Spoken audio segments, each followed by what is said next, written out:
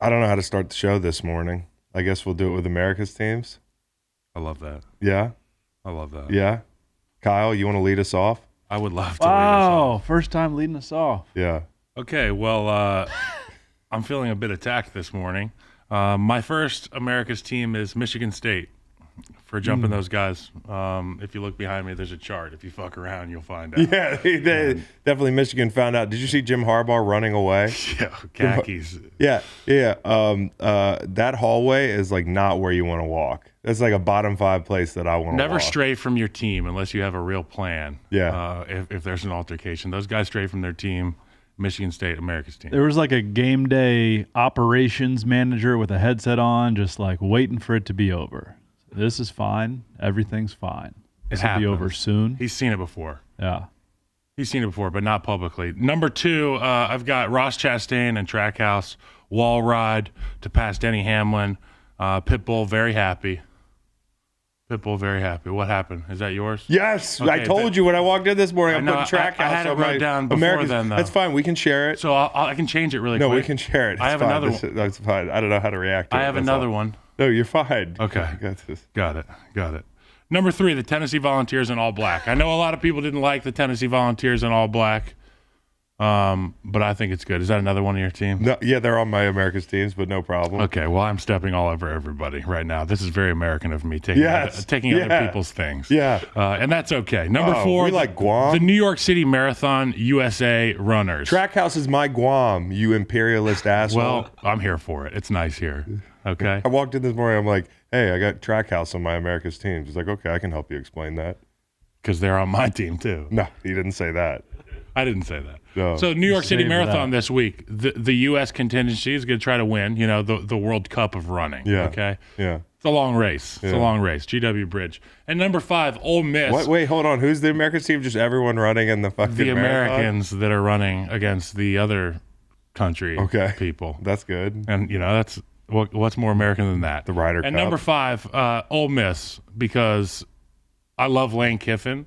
I love that they made the flight out to Kyle Field and beat their ass, and I am a loud hater of Texas A&M. Texas A&M. Texas A&M. I just hate them. And Jimbo Fisher had a lot of choice words to say about Nick Saban, and he was on my originals America's team list week 1. And I take that to heart when you attack one of my guys. You know what I love about Lane Kiffin? He forgets that he's like a 50-year-old man all the time.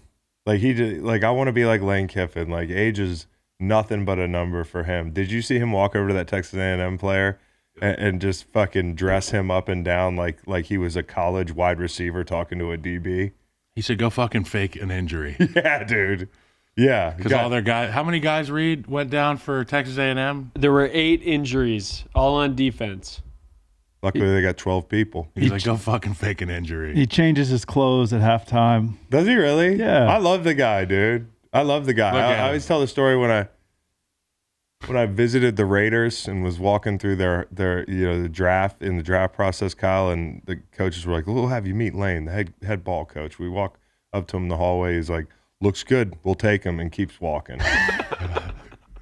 Like not engaged in the process at all. That was my intro to Lane Kiffin. He turned me down for a scholarship coming out of junior college. He said, we have no room for junior college offensive line. Did he really? Yeah, he did. Where was he coaching? Tennessee? At USC. USC. And I drove up there, and I was like, hey, I'll come here. I don't even want money to come here. Like, I just want to play. And he Kyle was like, waxing we don't surfboards. have any room for junior college offensive linemen. Kyle, you were waxing surfboards at the time. Sex wax, baby. You're seriously, that's what you were doing Yeah, for a living? I was fixing Sector 9 skateboards and fixing ball bearings and folding jeans and jack surfboards. Shout Did you out meet to any Jack. like Kelly Slater type? Yeah, well, the guy from Green Day came in one day. Really? The main guy from Green Day, and I sold him some jeans. Joe. He couldn't have been Yeah. cooler. Yeah. Couldn't have been cooler. Wow. Green Day.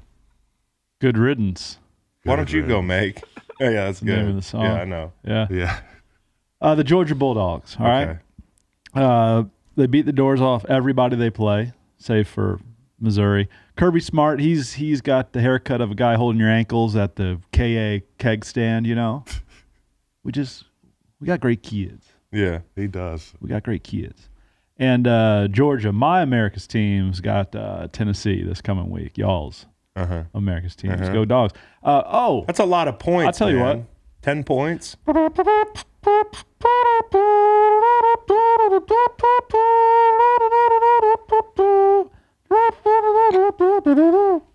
That's a bad Leroy Brown. Baddest man in the whole damn town. Meaner than a junkyard dog. Bigger than an old King Kong. There you go. You got it. Georgia Bulldogs, number 1 team in the country, America's team. The Seattle Seahawks are fun as hell. They're 5-3. So much fun. Kenneth Walker, I think, is my favorite player in the NFL. Yeah, guy's awesome. I'm surprised DK played. DK played well. Tyler Lockett played well. This was everybody's favorite to have the least wins and the fewest wins in the NFL, and they're 5-3. Good shit up there in the Pac Northwest, as I like to say. Hey, the Cleveland Cavaliers, 5-1. You kidding me? They do. You kidding me? They're starting a guy named D Wade. First name's Dean. He went to K-State. More on that in a bit. Donovan Mitchell, as I like to say it. Karis LeVert. Yeah. Fine player. MVP candidate Donovan Mitchell. Yeah.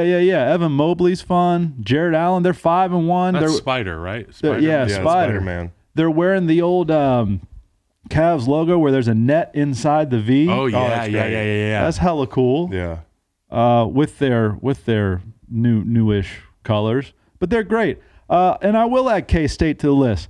K-State beat Oak State 48-0, I think. That was insane. What happened in that game? I don't know. Spencer Sanders was played Steve too. on that? I can't remember. I don't remember much of what Steve says on Fridays. Yeah. Thursdays, Fridays. But K-State, shout out, 6-2, now number 13 in the country. It's got to be tough to be a school that's never won a national title. But I think there are only 2 of them. It's Tech. It's Kansas State and Virginia Tech, Virginia Polytechnic Institute down there in Blacksburg, Virginia. But K-State, unlike Tech, which is 2-6, K-State's 6-2, kind of the inverse there. And let's name our favorite K-State players. I know Chris's name's L. Roberson. L. Roberson's amazing. NCAA football. Yeah. That's right. Him and Darren Sproles were unfair to play against. Michael Bishop, Martin Gramatica. Oh, but Grammatica's he spent time in the Little Apple. Mm-hmm. I've got a few. How Arthur about Brown, how about that linebacker? Cody Whitehair, great K-State player. Yeah. Ben Lieber, Yeah, Terrence Newman. who could forget, CB4. Yeah, CB4. And we will wrap up. We'll go right back to the great state of Georgia and the Atlanta Falcons, who dodged Eddie Pinheiro, DJ Moore. Unsportsmanlike, eh? You got to leave your lid on. Leave your lid on, dude. We'll talk about that. That Leave was your lid on. thrilling 30 minutes, dude. My America's teams. Okay, number 1, my America's team's the Philadelphia Phillies. Shocker. You might call it pandering, but they're tied with the Astros. Game 1, they fucking, the Astros blew a 5-0 lead.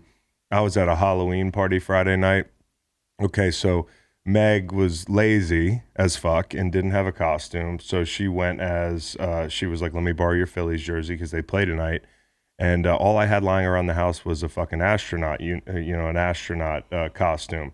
And I was like, I could wear this and we could go as the World Series, right? I put a trash can around my neck, that sort of thing. But I told my mom and my lovely wife that people will think I'm rooting for the Houston Astros. What's the jury say on that?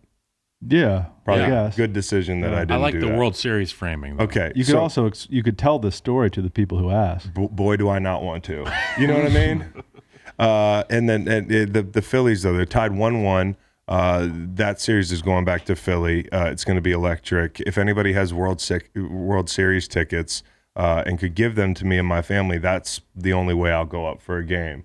People are like, "Why don't you come up to a game?" I'm like, well, World Series tickets aren't exactly falling off the back of a fucking truck. So just let me know if you got 4 decent tickets. What if they asked you to throw out a first pitch? Wow. I've been known to do that. Nervy or I've been known to do that. I'm pretty good at that. I have a rep under my belt. you threw it right down the middle in Charlottesville, but Philadelphia in the World Series not so would be a much. different stage. Some people might remember me almost hitting a World War II veteran Right. in the I threw a head. dirt ball in my opportunity Did to throw you? out a first pitch. I hit the plate. Did And you you throw were hard? a pro. I threw it hard. I went from the mound, full wind up, but it was, it's harder to get out there and do that than you Yeah, think. well, you don't want to bounce it, Kyle. That's not what I did. You don't Nathan wanna just rip your broke the mic off. microphone I'm off good. the I'm arm. good, but I'm adaptable. Also, how about the little kid that went viral? The Phillies kid, the little kid. He was yelling at like an Astros fan during Game 1, and he went viral. He was home the next day for his noon football game. The kid's 5 years old. Okay, and if you time it up, he was born during the Eagles Super Bowl run in 2017. His name is Carson. Wow. Yeah, the kid's name is Carson. Wow. So Phillies number 1 in my America's team Bat those ankles, Carson. rankings. So number 2, I've got the Eagles. The Eagles, they look great yesterday. We'll talk about that in a little bit. Number 3, and this is, guys, you're going to want to hear this one. This is funny. I couldn't wait to roll this one out. I thought it was really clever. Trackhouse Racing. Yeah. Yeah, Trackhouse Racing. It's the racing team that, who's this fucking guy's name? Ross Chastain. Ross Chastain. He thought he was playing a video game out there. He said that he used to play Nintendo GameCube, and he wasn't even sure that the move that worked in the video game would work at Martinsville. But he needed to win the race or something Top to get in five, the I Final think, right? Four, right? Yeah, the championship 4. Yeah. And if you look at it, it looks, the first dozen times that I watched this, Chris, it looked like it was sped up. We've all seen a million of these NASCAR highlights, and all the cars are going relatively the same speed. He's in top gear. These guys are heavy braking at Martinsville. It's a short track, notorious with high-speed straights, and then getting on the brakes and standing at the bottom. Chastain rides the wall the whole way around. Kyle Larson was pissed about it. Denny Hamlin was salty about it. Fuck Denny Hamlin. But he's from Richmond. We don't hate Denny entirely. No, I do. Okay. He likes the and a lot of Hokies. people do. So yeah. My Chris kid Trackhouse, has his that little makes sense. car. That makes sense. Has his Chris. little car in the room. Yeah, no, Trackhouse Racing. They're going to be one of America's teams, and they took us into their trailer, Chris, when did they when really? we went to Richmond. Yeah. Who do we spend a lot of time with? We Didn't spent time with There was a Daniel Mexican Suarez. driver. Yeah, he was Daniel cool as Suarez, shit. who couldn't have been nicer. He to was us. the coolest fucking guy ever. Those guys have the best game day experience. Those trailers, like if you want to be left alone, like that's a good place to be left alone. That's awesome. NASCAR just invited you guys to the 2023 Chicago Street Race, by the way. Wow. They did? Wow. How? Like a fucking parchment and like. No, our contact from Richmond, she got promoted to Chicago and emailed us. How about Kyle, that? we're going. What's the date on that? July? I don't know. We'll find out. June or July, April? I believe. Is it It's a May? springtime race. Okay, number 4, the Liberty Flames, Liberty football team. They beat BYU 41-14. They're kind of like mirror image schools, right? 41-14. Interesting. Mirror image scores. And ultimately, excuse me, more Christians than Mormons in the United States. So that's a big win for the United States. They end up in the America's teams rankings this week. I watched last night. I was actually making my America's teams list. And I think God put the Liberty Flames late night show on my TV. It's a local broadcast. You ever watch that thing? No, I don't. Okay. Well, sometimes I Kinda watch like it state media. after Sunday Night Football, and it was like Hugh Freeze talking about it, how God blessed thank God. his game I love plan. that show. Thank God. Yeah, no, for these you know the kids. show. seen it before. It's a good show. They It's do a a good good job. show. They do a good job. But Liberty, is one of America's teams this week. They did beat the dog shit out of spare the rod, spoil the child. That's what they were thinking when BYU came to town. Have they overtaken Notre Dame for God's team? That's a good question. God's Kyle. independent team. That's a good question, Kyle. And then the Tennessee Volunteers rounding out my list. Huh. We need them to beat, yeah. We need them to beat Georgia. We need them to beat Georgia. Hey. America needs them to beat Georgia. No offense, because I don't want to see a red-on-red SEC championship again. A bunch of red teams in the fucking playoffs. A bunch of SEC, grandfathered in teams in the playoffs. Some new blood, man. I got a theory about all this red. What? That pigskin got like a reddish hue to it. Orangish red, yeah. A lot of RPO, harder to see. I think the red uni is a competitive advantage. Honestly, a team like the Browns, there's no reason they shouldn't be winning. Just run It makes a it college even more. offense. It makes it even more Cleveland. embarrassing. Hold the mesh as long as right. you can. That's right. Chris, do you think if Hendon Hooker and Tennessee beats Alabama or Georgia this coming week, that Hendon Hooker's QB1? QB1 in the draft? Yeah. Like if he goes out and balls out. And I don't know. I just think like- people are in love with the Ohio State guy, right? Yeah. So Hooker could climb the the Heisman. ranks. I mean, no Hooker. Heisman, yeah, right? Hooker's made himself some money this year. Like he's going to get drafted Hookers tend in to the do first that. couple rounds. Yeah. Yep. That's an industry. That's an industry that's kind of bulletproof. They use that body. Yep. Okay. So those are America's teams. Guy's last name is Hooker. Yep. That's good. Barely knew her. Okay. So, indeed. So, Sunday Night Football was interesting, man. Here's what was interesting about it. Me and Macon were texting the whole night, and I know some people get tired of the gambling talk. By the way, Chase Long yesterday, 11-5 on the day. He's back. 3-0 in teasers.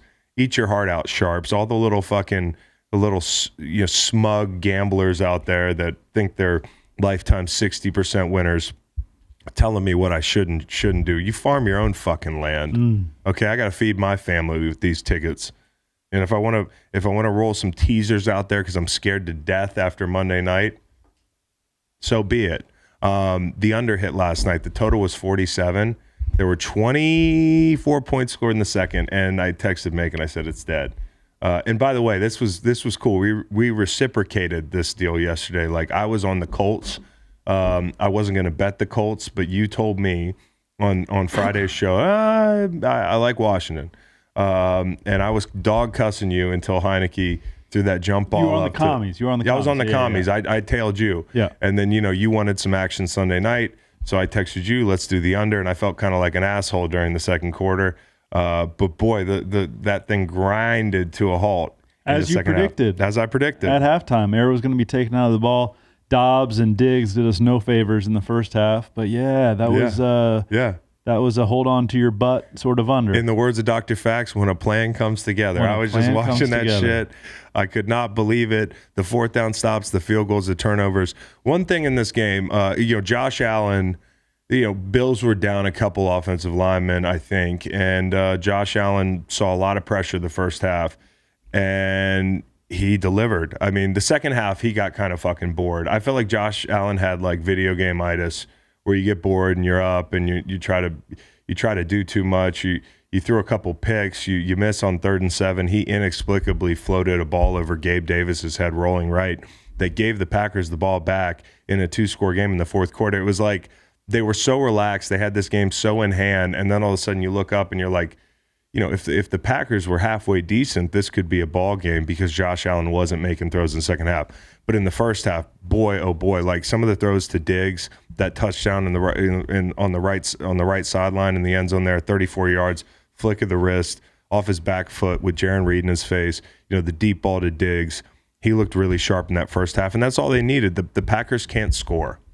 The Packers can't score, and Milano and those linebackers were flying around. The Packers got the run game going, yeah, they did. But it's just not enough, dude. You can't keep pace.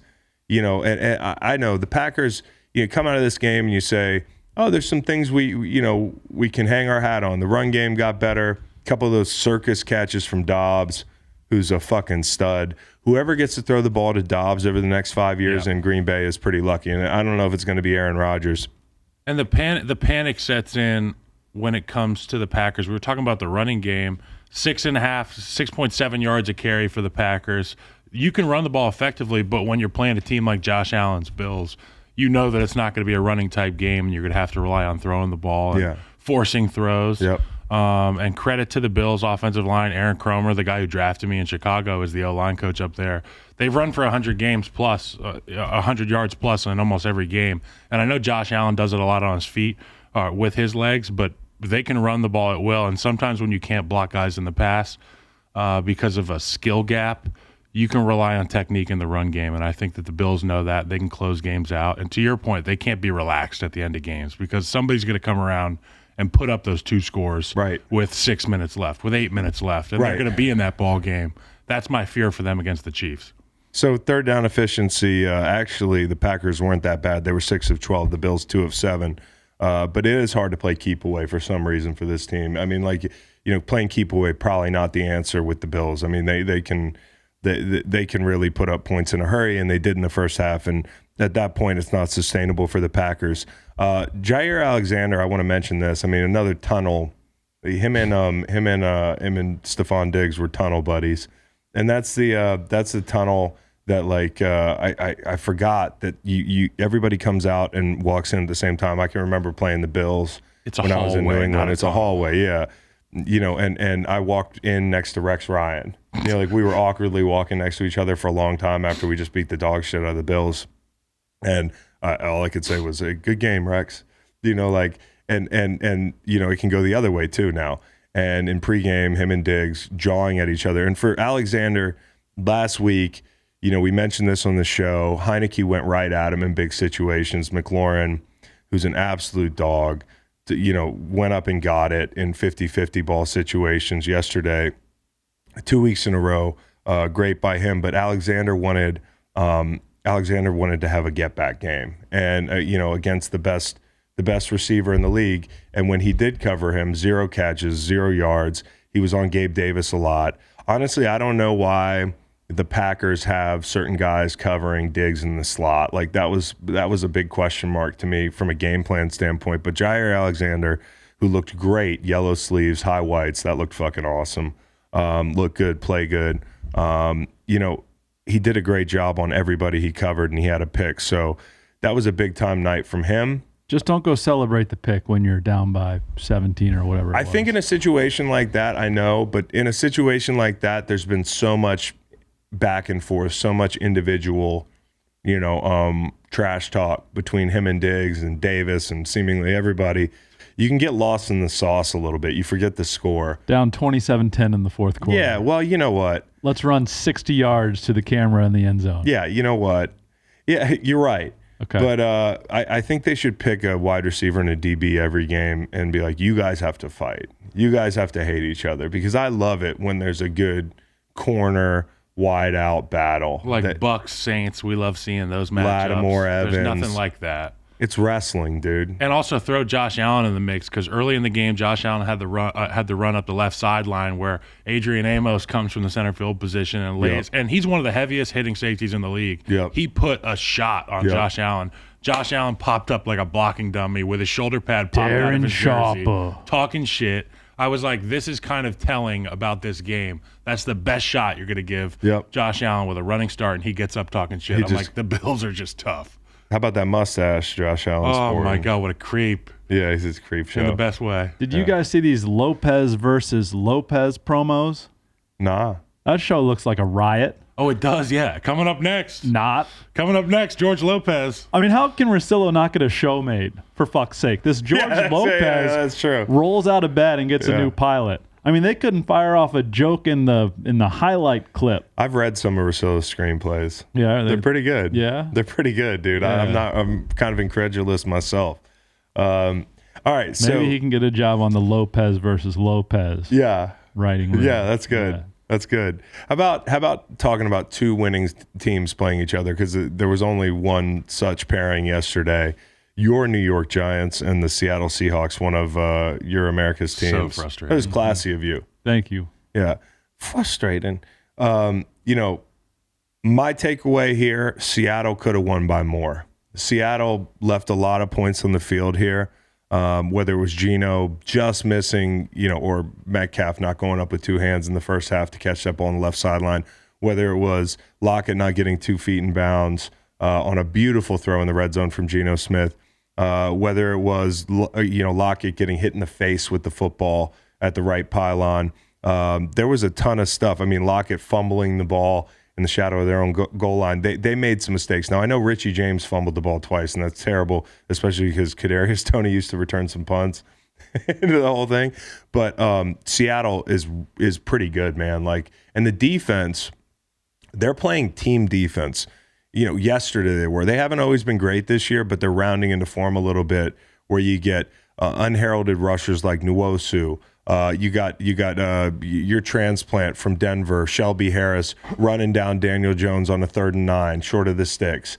Big play late in the game, getting the stop on 2nd and 10 to force 3rd and 9. The corners, who you're not hearing about so much because people aren't throwing at them. That defense is playing hard. They're playing at home. They're always going to play tough. The better the Seahawks get, the tougher the 12s are, dude. You could hear it. The noise made a difference in that game yesterday, and Seattle left some points on the board and still won. Give credit to their O-line, too. I think they're top 8 in the league in time before pressure on Geno Smith. Obviously big credit to Geno for making the throws that they need when they call on him. And also shout out to DK. I know he left on the cart. I'm not sure exactly what happened the week before with, we're not in the training room, but he was out there playing, and it shows tremendous toughness to be out there. Yep. He was an easy go this week. Easy go. I thought he was going like to be the golf cart. Oh, an easy go. Yeah. Yeah. That's good. Yeah. You never know why he leaves the field. He's either shitting or he's injured. Yeah. Yeah. What's going on with him? But you guys need to go get a receiver, man. No. Listen, What? Listen. No Evan Neal, no Bredesen, no Ojulari IR, no O'Shane Zimenez. Bye week comes at a great time for the Giants. They're really banged up. Yeah, no Shepard, no Tony, no Galladay. No. Right. And which one of those guys is going to emerge in the second half of the season? Because one of them's in Kansas City. I just all right, just let me get veto power on the deal. I just don't want to give up many assets. Who says for no? this. Chase Claypool for 2. For 2? Yeah, that's what I he's say drafted. no. Yeah, okay. Well, I say no. all right, throw somebody else out there. But DJ Moore with a helmet. With the helmet. Yeah. I think of this group. Yeah, DJ Moore for a 3. Okay, deal. Yeah, I'm watching the game, and they weren't great on third down.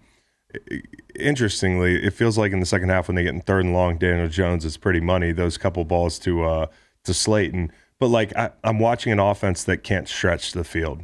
Yep. Everything's underneath. Every game is 13-13 in the fourth quarter. You can't. Every Listen, single game. And Bellinger was a big loss. Bellinger, eye injury, sucks. Yeah. He didn't play. eye injury. Yeah. What happened? He got Laceration. Got hit in the eye. With what? You know what? No, I don't know. What did he get hit with? I don't know. A finger? So, anyways, I think the Giants could use a little help. I think Seattle, you mentioned that O-line, Cross and those rookies, man, they did a good job. It was go back and look at Thibodeau and those tackles. Like, they did a really good job. I'm not taking shots at Thibodeau. What I am saying, though, is, when you've got rookies playing against rookies, I can remember when Jake Long and I played each other my rookie year, and we're both top 5 picks. Battle. Like, you want to look good. Yeah. You know what I mean? You want to show out because it's an easy comp, and those tackles looked really good. But they left a lot of points on the board, and they're a good team. They haven't had a back like this since Beast Mode, man. He's so entertaining to watch. He runs very unique. Yes. Like, he's a unique runner. He kind of shuffles and he's Herky-jerky. probably bigger than you think. Like, I'd love to of any player. I think with a lot of NFL players, you don't know what their stature is until you stand on the field, like what bigger or smaller. And I'd love to stand on the field and see kind of how Kenneth Walker sizes up, because that guy, he's got power, he's elusive, he breaks tackles. That run that sealed the game for them. A little bit of everything: the cutback, the breaking an ankle tackle, the running through an arm tackle. Listed at 5'9", 212. He probably looks like a tank on the field. I just really wanted to see the Giants have an opportunity. I picked the Giants, and I wanted to see them have an opportunity at the end of the game, but that muff punt really threw a fucking wrench in my plan. Oh, yeah. I was very bent out of shape. Well, that one wasn't the muff. That was not. more the tackle, and Richie got concussed on the play. Well, the punt was unsuccessful. Didn't Richie drop 2 of them? Yeah. The punt Disley return forced was one just by kind of unsuccessful. running into him, and then the second one was where the concussion happened? Yep. Yeah. Yep. Bellinger got a finger to the eye. against Okay, the finger to Jags. the eye. Yeah. Okay. Hey, this is more like the Legion of Zoom, eh? Because we're in the era of Zoom calls. That's The pandemic. Yeah. The pandemic. A lot What do of you them happen mean? on Microsoft Surfaces, too. Okay, yeah. So like the region of Zoom. the Legion Microsoft. of Zoom. Region of Zoom. That's good, dude. Thanks. That's good. Now I'm catching up. yeah. Yeah. Should I try? Yeah. Twitter. Like, No, is yeah, that yeah, viral? Yeah, maybe. That's good. Wait till after I the could show. name I don't one of think these- anybody's going to beat you to it. If I could name one of these DBs, I'd fire it off right now. Right, you know? right. Tag them and such. So that's good, mate. Thanks. All right. Tariq Woolen. We're a Tariq There you go. Woolen Yeah, we are. podcast. Yeah. We are. We're Tariq Woolen. Stan podcast here. So, Yeah, Quandre Diggs. Also Bruce Irvin out there, like a little shot of nostalgia there. It is West cool. Virginia is showing It's out. cool to have somebody like Bruce Irvin because he's like the institutional memory on that defense. There's not a lot of guys anymore on that defense that were there when the they were old really times. rolling. And Yeah. Bruce Irvin got old quick, right? That's how it goes in the NFL. But he not only offer something on the field because he was in the backfield a good bit, but he can kind of tell these guys how to practice, how they, how Cam Chancellor used to practice, how Earl Thomas used to practice, how Michael Bennett used to line up anywhere. Yeah, Michael Bennett used to just do whatever the fuck he wanted. So the question for me, guys, those are two of the best teams in the NFC according to their records. I'm gonna name 4 teams that had big wins yesterday. Which one do you feel like was the biggest and that you learned a lot and you should feel the best about if you're an NFC elite? We have the Rams getting beat by the Niners. We have the Eagles beating the Steelers. We have who else do we have, Reed? Minnesota. We have Minnesota beating Arizona. And that's who I think is go ahead. You think that's the most impressive win from an NFC Philadelphia, elite? we're dead set on Philadelphia being studs, but I think that the Vikings, although it's a lot of the same characters out there, it's a new regime.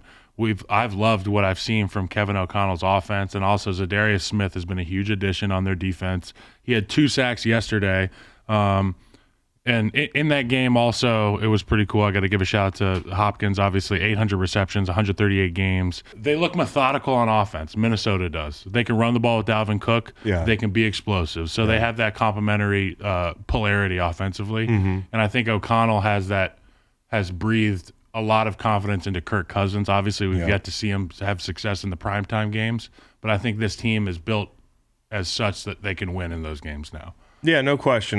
This guy's been lights out as a head coach. I think they've quietly amassed 7 wins now or 6 wins now. The one loss being to the Eagles, and ironically, they had a bad game plan that game defensively, and so, it was a primetime game, which isn't fair. No, yeah, Kirk prefers 1 p.m. So, I thought that was a good win and all that. I think I bet the Cardinals at 4.5, and that was extremely frustrating. Well, the turnovers thinking about putting them on the do not bet list with Jacksonville, but it felt like they had a million possessions down 8 after Joseph missed that extra point. A trillion. 34-26. They just kept moving it to the 30. Yep. Couldn't do many more. And the way the game ended, if you're, like Kyler getting sacked and that sort of stuff, like the clock management, it was frustrating. I can imagine being a Cardinals fan. I mean, it's got to be a roller coaster ride.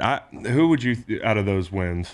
I mean, also throw Dallas in there because they looked really good. Dallas is my answer because Dallas seemed for the first time dependable. Yeah. Because you didn't know what you were getting from Dak just because he hasn't been playing, and they put up 49 points.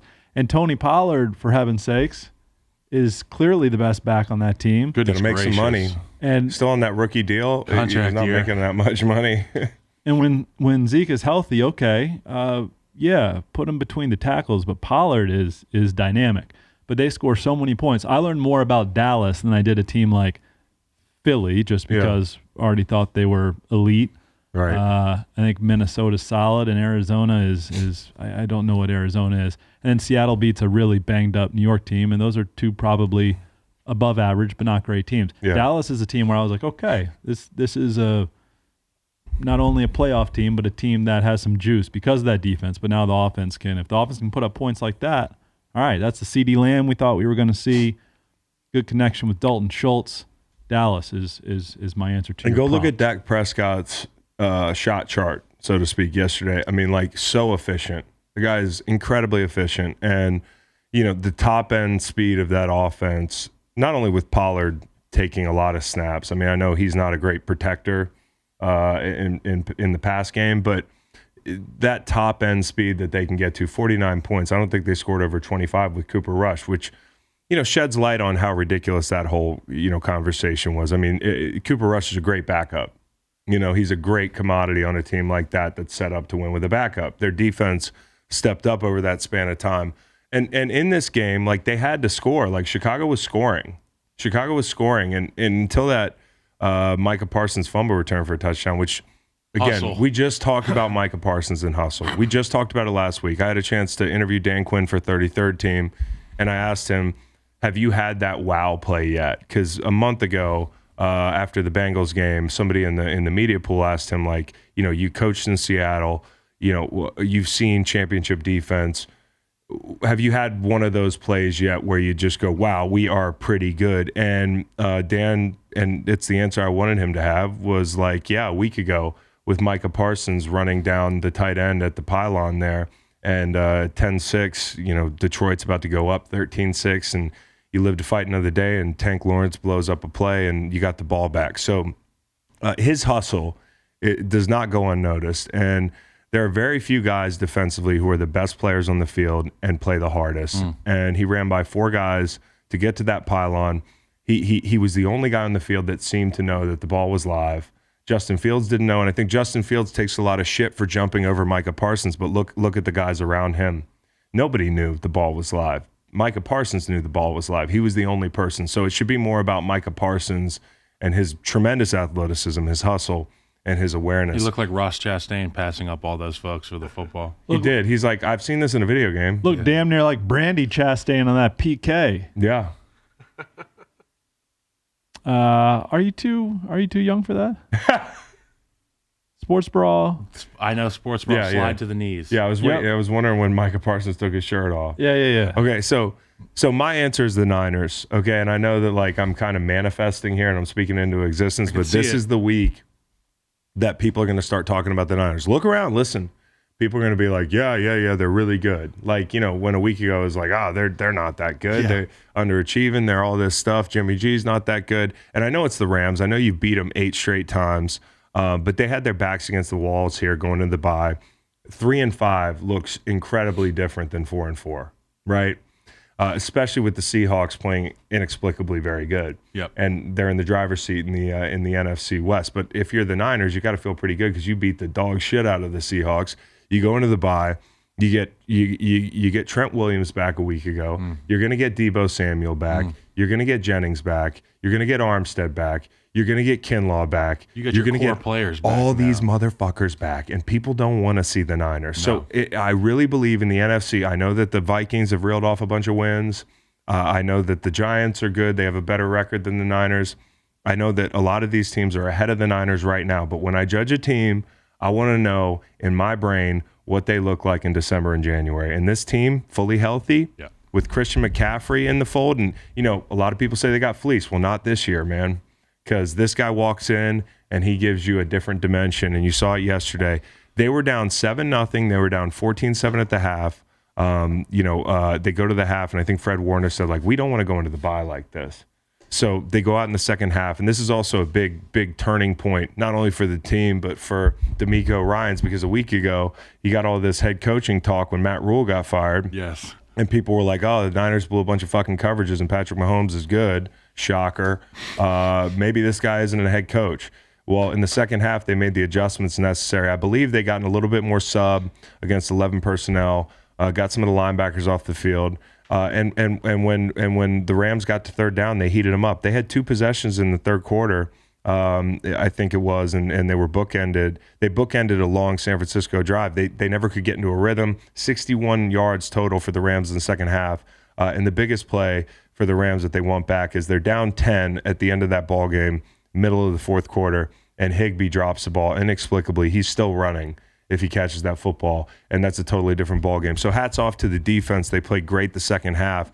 And Jimmy looked good, man. Jimmy, the 2 throws he made, the one to McCaffrey in the end zone, which was a backyard ball deal with McCaffrey. He read left to right the entire field, went to McCaffrey, beautiful ball. The dagger to Kittle in the end zone. These are really good throws, and I think Jimmy G's getting a little healthier. I don't want to fall for the pump fake because he always looks like Joe Montana against the Rams. But the twisting of the knife for me is the fact that if you're the Rams, you've seen McCaffrey now twice in a month. You pursued him in the trade market, and the big brother, little brother thing, even though you have the Super Bowl, Shanahan owns you. He owns McCaffrey now. And the first possession of the game where they're down 7-0 and they got a chance to go answer, McCaffrey on 3rd and 7 breaks a Taylor Rapp tackle and then breaks a Jalen Ramsey tackle short of the sticks, gets the first down, and keeps the drive alive so he can throw that touchdown. And, there's so many ways that he affects the game. And the touchdown, Triple Crown thing, overrated, dude. Okay, what kind of a stat is that? McCaffrey threw a touchdown. Great. That's not what he does. But you know what's not overrated? Having that play on tape. Because now every time you throw a swing pass to McCaffrey, the second-level defenders are looking at that and saying, home. It's like another element. I don't want to be high guy here. That's a good point, Chris. But it is like another element to it's. I don't know if it's the future of football. I don't want to get too out ahead of myself here, But like, if you have a guy that can throw the football and you motion him behind the quarterback, there are a ton of plays in today's NFL where a pass goes backwards, right? Slightly backwards. It's like the Chase Claypool play yesterday too. Yeah, second level defenders, they got to think before they come downhill and add to the run fit effectively, because that's a run play. Maybe in 10 years we're looking at offense and saying like that's another layer of the RPO. Yeah. You know, like it's a swing pass behind the quarterback. Pass option. You know what I'm saying? Like I would run this once every couple weeks. Yep. And just occupy eyes. And it'll impact dozens of plays based on formation and pre-snap motion. To your point, Chris, Yes. that's actually really, really a bright observation. Like Thanks. a guy like McCaffrey, Don't act so shocked, guys. I said guy it like first. Yeah, you did. You a did. guy like Claypool. You'd be I the first to tell me. You can affect that second level. To your point, is really all I'm trying to say. You can, and the tight ends coach evidently 3 days ago dug up some film from 2018 where he threw a 50-yard touchdown for the Panthers and texted Shanahan, and Shanahan was like, fuck it, let's put it in the game plan. On the game or on the day that McCaffrey threw a 30-yard, 30-plus air yard pass, his first. Holy shit! Are you okay? You're good. Liquid death to your MacBook Pro. I don't know yet. MacBook what Pro's is every wet. So We got a wet ball here. can in of water studio. is all over. Yeah. Like what I did right away was good. Yeah, I just turned the computer over. Yeah. Oh no, Reed, not the table, the comp. Yeah. I was coming at it. Oh, thanks, man. Yeah. Hey, there's no one I'd rather be tending to this more than you. Hey, layup line today is "Wipe Me Down" by Boosie. Little Boosie.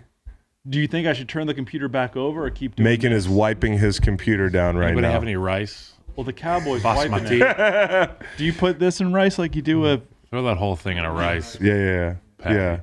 Some basmati. You got a tub of basmati at home? I feel like y'all are making jokes, but this is really very serious. No, you're good. You're good, bro. MacBook Pros, you can submerge them. Hey, you got the cloud still.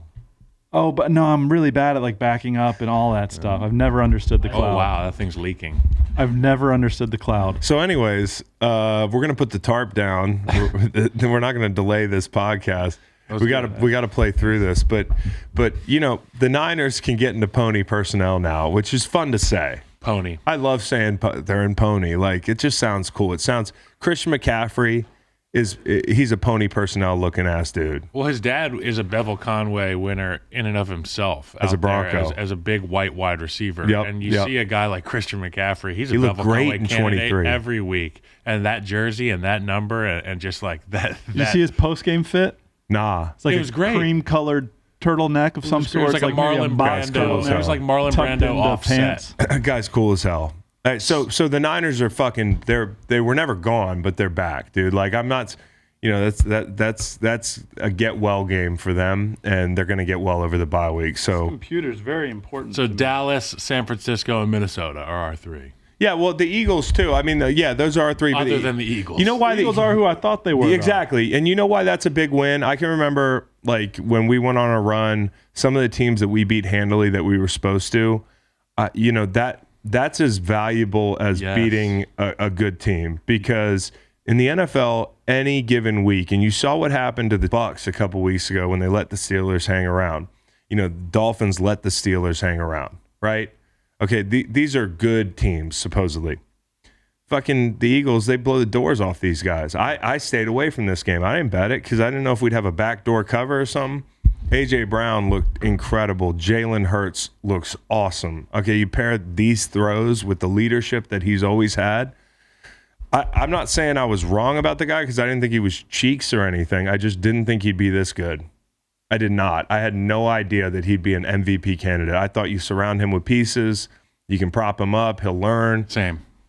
His deep ball has always been pretty good. What he's doing now and what A.J. Brown has done so much for him is the intermediate passing game that sets everything up for them. And I feel like he hits the whole team with that Men in Black laser mind eraser every the mind week, eraser, where he's yeah. like, we're not that good. Yeah. Yep. We have to fucking show up and practice. Yep. You know, Yep. forget everything. Yep. And then you see him show up, and A.J. Brown and Jalen Hurts set an early precedent for what the offense is supposed to look like in this game, right? You know, you see the deep Yep. ball to A.J., and it's like, wow, like we are outmatched. If I'm the other team, that's what I'm thinking early. Yeah, It's when like, he throws that jump ball up to A.J. Brown and he goes up and gets it in the middle of the end zone, like, Come on. And by the way, the other the other touchdown, the long ball to the right pylon was on a fucking rope. I mean, it was just in a bucket, dude. So And Pascal the Rascal. oh yeah, Pascal got a little bit got get a little play. loose. ODU guy too. I found out yesterday. So impressive wins by all those teams. Yeah. But I for me it was the Niners. For y'all it was the Vikings and the Cowboys. And I don't think there's a wrong answer there. Those are good teams. The NFC playoffs are going to be interesting. Niners at Eagles, NFC Championship. Oh, I think so. It's gonna be awesome. I think so. No more Vikings. Well, you know, I think the Vikings. We have yet are, to see if Kirk Cousins can play in that. I want to see I'm somebody not one of test these clown Kirk's shows. chin. Cowboy who's like, well, I picked the Vikings at the beginning of the year, so I'm going to stick with them. Vikings, they're pretty good. That's Yeah. it. They are who I thought they Yeah, were. they're gonna pretty be. good. They're A pretty lot good. better They're than not they great. were. Yeah. Pretty good, not great. All right, so we had a couple AFC matchups or big AFC wins. Let's start with early in the morning Sunday, which I love a morning game. Oh, makes for too long a day. Do you think? Yeah. I love it because it clears the dance floor a little bit. You can feel the effect on the 1 p.m.s and the 4 p.m.s. You can games. focus a little bit better. The one less game makes a big difference. And I love waking up and getting some brekkie, some American brekkie. Maybe watching Tops on CBS Sports. Yeah, watching that other pregame show. Yeah, like one of the best in the business, Kyle Long, out there in a suit, telestrating. So this game, I did bet the Jags. They're no longer on the they're on the do not bet list. The Broncos overcame 12 penalties, 10 in the first half, and 191 yards on the ground, and won this football game. They looked hapless for most of it. Like most of their possessions were dog shit. But they had 3 touchdown drives, one in the first half, which was, it was a good drive and everything. But the 2 in the second half were interesting to me because, you can draw a lot of hope for a few reasons. Number one, the drive that won them that ball game, it consisted of a deep ball outside the numbers, right? That's Russell's stuff. Vintage. And then a 3rd and 5 where Josh Allen got heavy on a rush and Russell killed him with his pay. legs. Yeah. That is Russell Wilson. Collegiate Cougars. And we know he can do that. But what we don't know is if he's willing to take the profit, check down, work the middle of the field, dink and dunk. And he did that on his second to last touchdown drive where he found Dulcich, who's been a big pickup for them. He's gotten healthy. Broncos lead the league in penalties. They get a win yesterday, and they led the league in penalties yesterday. Yeah. Russell Wilson back. Hopefully, he's reading the room a bit more. Because I don't know if he's. Hopefully, I think he's room illiterate. He's taking so much shit right now in the media for his behavior off the field. He needs to let his play on the field trump that. And to Reed's point this morning, the Broncos are scoring more every week, exponentially more. Yeah. The offense is seemingly more capable than it has been. The defense is going to be what gets them into the win column. Yep. If you let Trevor Lawrence beat you, he won't. Yeah. If you just let keep him Trevor behind Lawrence lose the everybody. game, he will. And it all comes down to they have a chance to go up 2 scores, I think, early in that game. Well, they do go up 2 scores, but 2 touchdowns. And he throws the ball right at fucking Justin Simmons' face. And Simmons, that was a big play because he had 2 penalties that drive, and the Broncos were kind of imploding. By the way, 93, that guy, Reed, that tackle is a total stud. Had a huge 3rd and 9 sack late in that game to keep them in that ball game. They're actually Draymond Jones, who where did he go to school? It was a big Ohio school, State. right? Ohio State. So that guy's a stud. Simmons played really well in big spots. And Trevor, you just can't throw that fucking ball, dude. It's not even 3rd down. Like, just burn the ball. That's the thing I don't understand. And Zach Wilson, it's like Zach Wilson young had the QBs. same thing. Young QBs, bro. Zach Wilson, after the game, was like, well, the second one, I was trying to throw it out of bounds. That was should have awful. thrown it further out of bounds. And the third one, I just can't do that. He was like a kid who was leaving his room, when the parents are like, now tell me what you did. And then you can go back into the playroom. Like, he was like, I can't do that stuff. I won't do it again. But I don't believe you. Dad, why is Joe Flacco in my playroom? Dad, why does Joe Flacco and Mike White have the 2 highest EPA games in over the last couple of years for the Jets? So Lawrence, man, the pick at the end of the game, the pick in the end zone early, The missing on 3rd and 8, like late in that game. I know I'm pinpointing a random 3rd down, but they're at midfield. You miss Marvin Jones on a gimme. And when you have Jags money line, everything feels like a big miss. But ETN's pretty good. Makes you realize why they traded away Robinson, but they need him to stay healthy. They need to find a second back. They were playing that Hasty or Hastings guy. Hasty. It seemed like everybody had it out for Hasty yesterday. They were all talking dog shit to Hasty. But yeah, the Broncos. I love those Broncos jerseys. Okay. You like that? Now we got to. All right, now we're You talking. like this? I The am Broncos- obsessed with the Broncos blue pants. You And like this? Okay, y'all, calm down. They did this refresh. Feels like a million years ago. We were like children when they did this When refresh. the swoop on the pants. Yes, and they have never worn this combo, to looks my so knowledge, because good. they thought they were hamstrung by the swoosh mismatching. They got the blue on the white jersey and the it's great orange on the blue polarity pant. there. All right. I'm not going to go as far as what Kyle's saying. It was interesting to see. I'll say. That This one's is like for an John. embarrassing thing in your browsing history. You should keep this to yourself. That one's for John. I think Chris is right here on this, but it was like, hey, you know what? No, we can wear the blue pants. It doesn't matter if the swoosh It panel looks thing doesn't match. fabulous. I'm just glad they took a chance on it. Now they need to redo the uniform. I'm Take off that incredulous. panel. I'm incredulous right now. Take off that panel. I'm incredulous right now. That shit was hideous in my humble My opinion. God, I really think it's good looking. But really, that blue and then that orange? I think it's classic. Pretty classic. simple. Like classic, you mean like it looks and feels classic, like a home built in 2022 that is made to look like 1918. Yeah. They did it right, I think it's hideous. but that's okay. It looks like a haunted house to me. Well, it's Halloween. Happy Halloween, yeah. So, Miami, Detroit, okay. Why don't you do the breakdown? Because I can't talk about the Dolphins. The Dolphins fans, they're like fucking potty trained kids that are 6 years old, and they got potty trained 3 years ago, and they're like, Dad, I took a shit in the toilet myself. I'm like, all right, can you flush? Like, you want to, what do you want? You want a medal for beating the Detroit Lions? I would love to sit here and stroke the Dolphins and talk about how fast Tyreek Hill and Waddle are. The two really nice throws, that was it, that Tua made, that were tight window throws in the red zone. The one ball, I think it was to Waddle at the left Back of the pylon, left, was yeah. beautiful throw. The ball to Gesicki, it was put in a tight window. But then But- he underthrows Tyreek Hill, almost gets picked off. I'm not even gonna say all that because, like, listen, guys underthrow guys. Okay, like we started this argument a long time ago, which I don't even know. I said Tua can't throw the deep ball. He's not an elite. He's a middle class deep ball thrower. Yeah. Okay, nothing has changed. Okay, the offense is really good. McDaniel can chef it up. This is a team whose ceiling is pretty high because of that scheme, and Tua is doing a great job of distributing the football.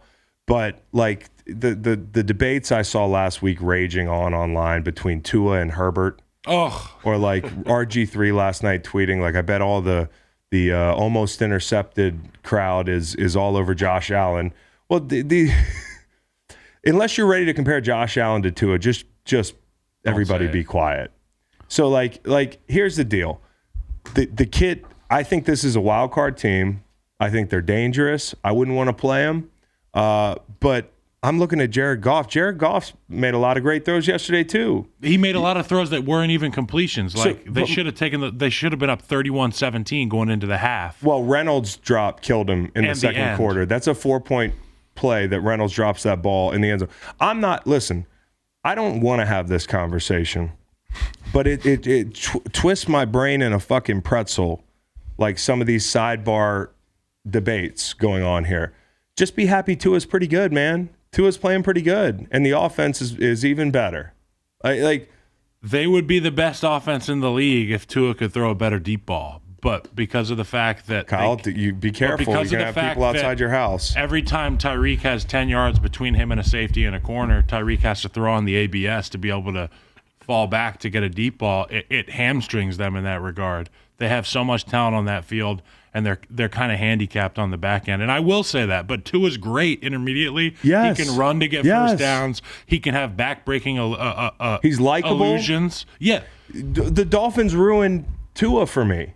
The Dolphins fans ruined Tua for And he's me. a I lefty, fucking love and he's the from guy. Hawaii. What's not to Well, love? everybody should be rooting for Tua, but you Yes. get like it's just, bro, like the way this thing is swung, where they're so sensitive.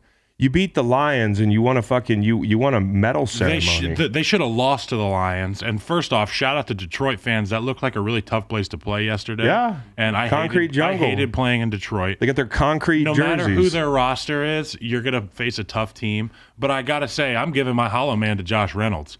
Because Jared Goff at the end of the game had an opportunity to take the lead or tie the game. Yeah. To take the lead. Take the lead. To take the lead on the Dolphins. On 4th and 2 in enemy territory. Here you go. From the 36-yard line, Jared Goff stands in the pocket and delivers an absolute strike to Josh Reynolds, who would have had to make a tough catch, but you're trying to redeem yourself from earlier in the game, going into the half. Could have taken a 31-17 lead. Now you can go up 34-31 with a big catch here by Reynolds. The throw, it's close. It was you an all can right make throw. a It was huge decent throw. play. What if Tua had made that throw? Would have been Tua. No, if Tua made that throw, I don't think it's a he bad throw. separated his receiver from the defender, Listen, only where he could catch the it. bottom line is, I just hate the fact that like we're having the wrong conversation here. I don't know. I'm hung Here's up what the on headline this. should be: Dolphins survive. Dolphins sleepwalk Exactly. the first 15 minutes and find hold themselves on. in a dogfight, and they survive. And they look like there's nothing new that I learned about the Dolphins this week. No. They got great receivers and a guy who can get them the football underneath. But they haven't convinced me they're an elite team yet. But Hey, guys. be ready. People are going to want you. People are going to be in your It's mentions. okay. Prove it to me. Hey, hold on. Well, don't worry. You got the Texans, the Browns, and the Bears the next 3 weeks. So this should be an insufferable month if you're tired of hearing about how the Dolphins are. What you got, Make? Dogs, here's what I will say. Yeah. They were down 14 at 2 different times. Yes. No matter who it is. Yeah. Okay. And Detroit, though 1-6, Yeah. within 3 points. I know they scored a lot late. Within 3 points of Philly. Yeah. Within 3 points of Seattle. Yep. They play hard. Yep. And outside zone was not working for what seems like the first time this year. Mostert couldn't get loose, so it had to be all through the air. And I know they're playing from behind, but they couldn't get those chunk plays from the running game. So, good teams to They be able do. to come back should have that in their arsenal. And that would be the segment, if not for the insufferable people in I'm Miami. with you there. I'm with you. Waddle might have the best celebration in football. Waddle's awesome. Little penguin waddling along. Here's the deal. This team is not a team I'd want to play in the playoffs. I'll give you that.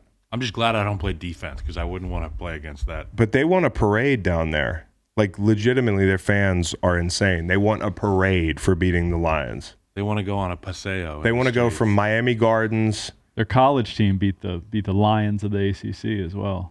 Yeah. So a big win for Miami. I mean, like, listen, I don't want to rain on your parade, but like 4 overtimes.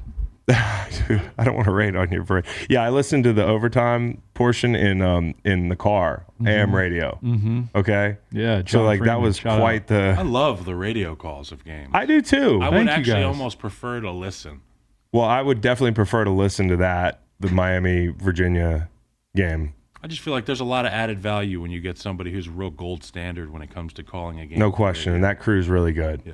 I don't know. I don't want to be too negative about the Dolphins. I'm just tired of the mentions, bro. Like, I got people with the expect us pictures of Dolphins standing in the dark. Like, do you believe yet? Oh yeah, I believe now. Dan Campbell almost got you guys. And Dan Campbell, man, like, they got to figure out how to win games, bro. Fake punt. Yeah. They almost did it. No, they did. And, like, Dan didn't drop that ball. Dan didn't commit all those penalties in the second half. Like, they were behind the sticks the whole second half because of dumb penalties on first and second down. So, listen, the coach is responsible for that part of it. He's not responsible for the drops. There's no one coming to the rescue defensively. Aaron Glenn's not doing a great job. But the Dolphins survive, and that's what good teams do. Good teams survive. The Dolphins are a good team. That was nice. To bring it Chris. home. Lions are home for the Packers next week. Yeah. Guess the line presented by Bill Simmons. It's going to be Lions. 7.5. I have Lions not looked. plus 4.5 at home. No. Packers are struggling here. I think Lions plus 3.5. I think Vegas knows that the Packers win and cover. And go ahead. I agree with that. I bet it's 3.5. Yeah. I should do. Well, I these. guess I'm betting the Packers. I should set these every week. Well, I haven't looked yet. This is the Chris Long's book. What are you setting it at? Packers by? 6. You don't see a lot of 6. You see 6. You see a lot of 6. Not in the NFC North. You know. Most, I see a lot of 4. okay. Yeah. Let's go 5.5. 5.5. I think 3.5, 4, 3.5. Yeah, and that's probably what it'll end up It's being. 3.5. Yeah, that's 3.5. what it'll end up being. Bet the Packers. Nice, Kyle. Bet the Packers. Jets Yeah. and Pats. A reeling Patriots defense going against Zach Wilson, and Zach Wilson just beat himself. Like we talked about it earlier, him owning up to the bad throws, the terrible interceptions he threw, 3 of them. I mean, the saving grace about this team is that they've constructed a roster and a situation for whoever it is that they decide to come in and play quarterback is going to be inheriting a Porsche 911. You know what I mean? Yeah. Like, they're going to have the health when the new guy shows up. They're going to have the roster built around him in the draft picks. Right now, They got drunk Leo. right now they just don't driving have the guy Ferrari. in the driver's seat to be able to handle that car. Yeah. Yeah. Zach Wilson's pulling up to his house, crawling out of the white Lamborghini. Yeah. Like that's like they need. He needs a governor. Now I'm not saying like trade Zach Wilson today or something, but No, but just temper your expectations if you're a Jets fan. Yes, you have a good roster and a good team, and you have a good coach and culture, and the defense is a ton of fun to watch, and you Yep. got superstars at all 3 levels. yeah. But the reality is your quarterback is going to keep you guys out of the games that matter the most. Bro, like look at these picks, okay? This is a bad one. They're up 10-3 at this point, right? Kyle, 10-3. Judon pressures Judon's a Zach menace. Wilson. Judon's had a really good year. The 3-tech gets vertical and skinny like it's a TE, but they bring pressure in the A gap, and then Zach's got to throw the ball. Okay, that's a pick. That's a huge play because they're at midfield. Like, you know what I mean? Like Mac Jones, talk about getting dropped into 2 really inopportune situations. The second one, it's first down, and he just sidearms it to Devin McCourty so fucking nonchalantly. It's first down, dude. Burn the ball. You're outside the pocket. The game's called football. It's the most important thing on the field. You need That's to true, protect Kyle. it at all costs. There's a context clue there. Yeah. It's not called Devin McCourty. You What know? if it were? We had a quarterback one time that threw a lot of interceptions, and one of the veterans on the team, on the defense, got that quarterback the opposing jersey and said, "This is what they're wearing. Don't throw it to them." Yeah. Wow. He put it in their locker for game day. Yeah. How'd that work out? It Sorry. was funny. More picks? Sorry, Or less Jay. picks? I forget. It was Okay. funny, though. So then the third one, it's 3rd and 7, and McCourty, you'd think like, it's kind of a punt. Like he they're at the 40, they throw the ball down to the 23. But like the play ends up, literally, he throws the ball, he gets pancaked by Judon. He's standing over him on the sideline, or it was Wise, who had 7 pressures. Wise is standing over him at like the 42. McCourty catches it at the other 23, and McCourty runs out of bounds right over Zach Wilson. Like, so it's not a punt. You have to take care of the football. There's no good time to throw an interception. Fucking burn the ball, dude. Just burn the ball. And on the bright side, the Jets defensive line, I mean, whether it was Huff forcing a turnover, whether it was, Jacob Martin with that beautiful strip sack, like the guys inside, Rankins, Williams, Franklin Myers, they have a great core. And, I was watching that handshake between Bill and Saleh. And I was like, how's the handshake, guys? And they were like, yeah, I think it was respect levels were probably 10 out of 10. That was my reading on that deal. And Saleh's a lot taller than I thought, too. Yeah, he's a big guy. When that chin starts, he's got that cower kind of thing. Like, so It's all passion in that chin. But I think Bill respects Saleh, and he knows he's going to be there for a second, and Joe Douglas is building something. But I will be interested to see, like, they're probably done wheeling and dealing after that Robinson trade. But it sure does feel like Zach Wilson kind of rained on the parade yesterday when that would have been a good barometer. Can you beat those guys in division? Wilson had a few nice plays, but way more bad plays. And you're looking at the rest of the season like maybe our ceiling's not that high. We lose Breece Hall. How many in a row for New England over the Jets? I mean, I think it's got to be. I don't know, honestly. I don't know if they've lost them over the past few years. I'm just curious. I know that we beat them twice. 13th straight. I'm undefeated against the Jets. 13th straight win for the Patriots against the Jets. And I mean, yeah, some of these games, it's like when the Bears used to go to Lambeau. It's like, it doesn't matter how good we are or how bad they're playing. You go play that team and you're like, fuck, they got our number. Kyle, it started when I became a Patriot. I think I started this streak, the Chris Long streak. Everybody okay with the roughing the passer? At the end of the game, in the second quarter. Yeah, this was. Mac wasn't a Jones pick got six. bailed out hard on this thing. like That's a little aggressive. in today's game, probably. Now, I had the Patriots, and I screamed at Mac Jones so fucking loud at this moment. Yeah, we texted about that too. It was unbelievable. I was like, Mac, yeah, Zappy, make me happy. Franklin Myers. Franklin Myers might be a hollow man because this game's totally different with that pick six. Yep. I mean, and it did not affect the pick. It wasn't like one of those things where he hit him and that's why the ball fluttered in the air. Like, this was Mac Jones making a terrible decision. He's totally bailed out by Franklin Myers. Gangrene, kind of a strange, Franklin Myers Law Firm. nickname. Want to make a terrible throw and get away with it? I'll hit the quarterback late. All right, so that plays. Time for one word, Make your favorite. Take us home. Okay, Atlanta and Carolina. My word is shield, as in the NFL, because we don't want to see y'all's faces ever. It is about the logo on the side of the helmets, and we want y'all to be faceless, robotic Gladiators. gladiator machines. Don't take the helmet off. So, Honestly, seems very punitive. And yet everybody knows the rule. everybody knows the rules. And Will Blackman, my guy, he's screaming after the game about, don't be mad at DJ Moore. Don't be mad at DJ Moore. That's such a new media take.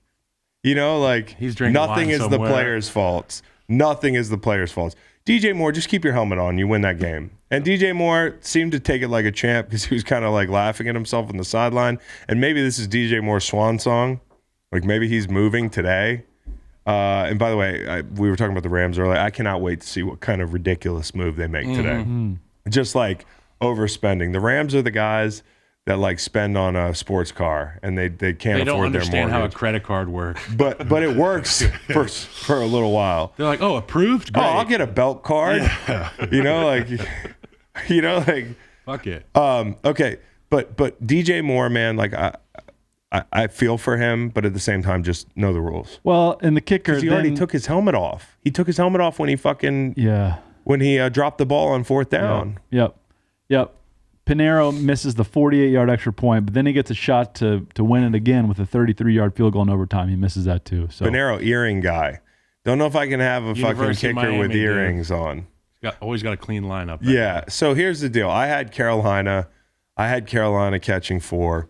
there you go. When DJ Moore lost that ball on fourth and whatever it was at midfield, and then the Falcons got the ball back, and it was that terrible situation where the game's over, right? But they have just enough timeouts to make them kick a field goal in this situation, and it's pain, dude. It's just pain in the studio. And then go PJ, that's my PJ. Fucking throws the ball 67.5 yards, air yards, bro. The highest air yards completion since they started charting next-gen stats. See Mahomes' tweet? Huh, what did he say? Yeah. Didn't he say that has to be the throw of the year right there, without a doubt? Incredible. Or something along those lines. And nobody saw it. Me and Patrick Mahomes, the only people that saw it. How cool is that? How cool is that? Patrick on a bye week, like, PJ checks his mentions on the bus, and he's like, fuck yeah, Well, dude. think about it. For PJ Walker, and this is why I feel so bad for the Panthers. And not even close, he said.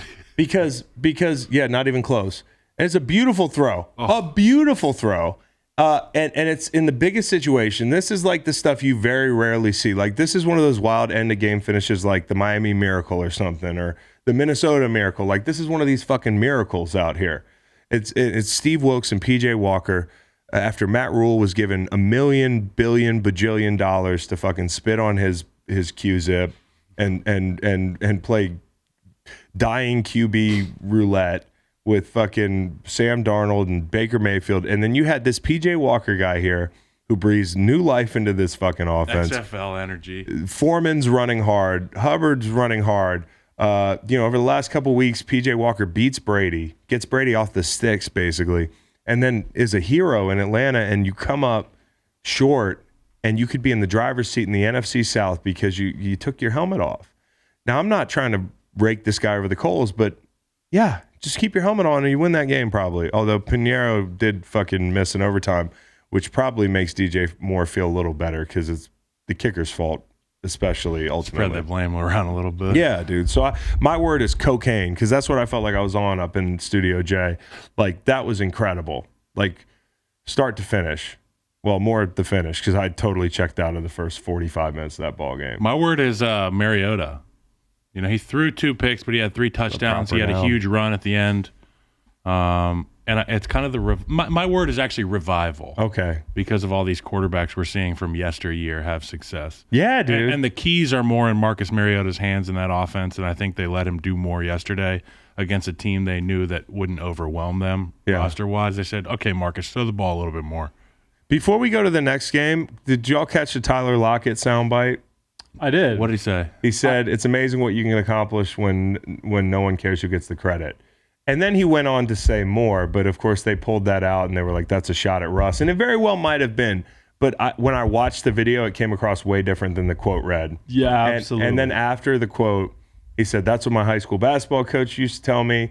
These rookies came in, they don't say 2 words, and they make plays and the whole thing. And, I think he was just talking about the fact that they're playing team football. I don't often say it. That's not true. I do say this. I do gas up my guy. Chris, you're exactly right. Thank you. You're exactly right. Yeah. And Taken out of context. On Twitter, Tyler Lockett said, people need to stop reaching. I've said this quote like 5 to 10 times since I've been in the league. Stop looking for a story. Should be easy to find, Tyler. Enjoy our team. It's in the database. Let's go see if we can find Tyler Lockett saying this exact thing 5 to 10 times. And if he hasn't, Over under 6. I'll take the under. Under. I think he's probably said it 3 times. Okay. But his basketball coach is still saying it. Yes. Vegas and New Orleans. Oh, yeah. Alvin Kamara. Farewell. This is interesting. And I was going to let it go. I was like, the little kid trying to veins are popping out of his head. He's trying to hold in a whatever, That meme. Yeah, that kid. I think Marcus prefers Mariota and Alvin definitely prefers Kamara. But you're zagging on those 2. And it's all good. The pathology police here. I think the important thing is I know how to spell Speech them. pathology. And I know their first names. Yeah. Yeah. And that's for sure. really it. Well, and the lead might just be that I'm an asshole. But I couldn't help myself. It's hard. There's a lot of names. There's a lot of different pronunciations I hate for when names. people say Tunga Vailoa. Uh-huh. I'm like, hey, buddy, it's right there on the screen. Yeah. The CBS motherfuckers love to say Tunga Vailoa. Yeah. Jesus. So let's do Washington Indy. Yeah, well, this is all week. I want to apologize for what I just did, but I couldn't help myself. Yeah, no problem. I wasn't in control there. No. Yeah. Oh, it's okay. My word's waste. And it's Devontae, because man, it feels like Green Bay would be a whole lot better with him, and Vegas isn't maximizing. Ironically, I thought, and this is what got me into trouble with Dolphins fans. I thought the Adams signing would be better in Vegas than the Hill signing in Miami, because I just didn't think McDaniel was this much of a wizard. But it makes perfect sense. I mean, that perfectly suits their skill set down there. Get the ball to him and make it happen. Where Devontae, I just feel like, especially on a day where I don't know what his numbers were yesterday, but Waller was out. Like, it just has not. It has not paid off for them. We talked about how their offense isn't gelling at all, and I think a big deal is Josh McDaniels. What is he, like 13-21 as a head coach? He's a QB whisperer. It kind of reminds me of the Adam Gase situation when he was come in and asked to solve the problems in Miami and the Jets offense, and it just doesn't pan out well. Like, you can go acquire these guys, but when a free agent comes to your team and you're all learning a new offense, it's not as, there's incongruity there. But the Raiders, had they kept Bisaccia, had they stuck with their guns offensively and said, this is the strength of our team, then guys like Max Crosby can rush with a lead. Yeah. Then that team can start playing together. But right now, it's like they can't even cross the 50-yard line. I still think they pull it together. I think they pull it together and they're in it at the end as far as a playoff berth is concerned. I just think there's too many good players on the field. I think this was a dud. And I think New Orleans is better than people think. I think They're a New tough Orleans football team. It depends on what, and Carmichael is probably going to get looked at, right, as a head coach. I mean, like he's, you were not so hot on Dennis Allen as a head coach, but Carmichael has done a great job as an OC. They've gotten the most out of Taysom Hill. Like when Kamara's in that game, they are fucking really dynamic offensively. They've got a lot of pass catchers, and they could be in the market for a quarterback. I mean, they're going to be in a market for a quarterback. And they could go the other way today. There's buzz about Kamara being in trade. And that was my word, farewell, because that guy, if this is the last game, he went out with a bang, and he's been tremendous there. I mean, he's been one of the most fun players to watch. A guy with all, like McCaffrey, he has all the tools, but can fucking run the ball between the tackles, can go catch it, you can split him out. I mean, he has been, if anything, as much of a star as he's been, I think he's been underrated, strangely. Remember that 6 TD game? Scored 6 TDs. Against whom? I think it was Thanksgiving. It was. Yeah. Against somebody. Yeah, well, he's amazing. And if this is the last game for the Falcon, or for the Saints rather, down there with Alvin Kamara, hats off to him. Vikings. Washington, Indy. Oh, I love it. Backyard. My city. Mm-hmm. This is my city. My word is marbles, because that team has marbles with Taylor Heineke. Shout out to Pedro Serrano. Game, doesn't it? Like the one with guy less just takes scoring. over. It just one guy takes over when it matters most. Yeah. Scary Terry. Scary is a good word for this game. Yeah. Topical. Heineke waits for the rush to like touch him before he like backs up 2 feet, steps up, finds room, and then throws it. But it's got to hit him like a wave. Yep. Before he's ready to go. The big play was the little dump off that he had before the 2 plays that scored.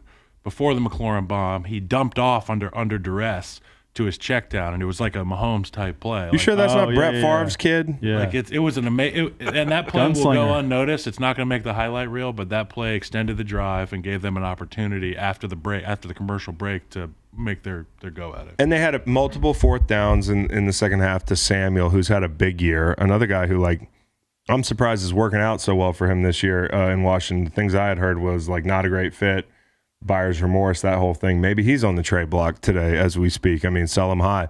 And if Jamin Davis, who makes a lot of plays, doesn't stop them down at the goal line, it's 20-7 instead, and they don't have the luxury of trying to kick that field goal to get it to 16-10 or whatever it was. So there were a bunch of little big plays in this game. You've got Heineke on 4th and 2 to Samuel. You've got 4th and 6 to Samuel.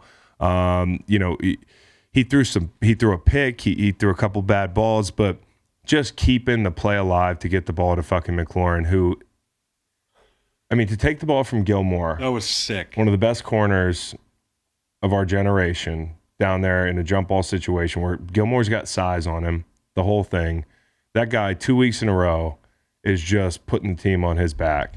He's unbelievable. McLaurin, he is him. And they didn't. And he has arrived. And they didn't score, but the whole, everybody in the stadium knows it's game over. They line up on the 2-yard line. They run QB sneak. Yep. That, I mean, fuck, McLaurin is just that guy, dude. And here's the thing, like, he's been that guy despite who he's had throwing him the ball.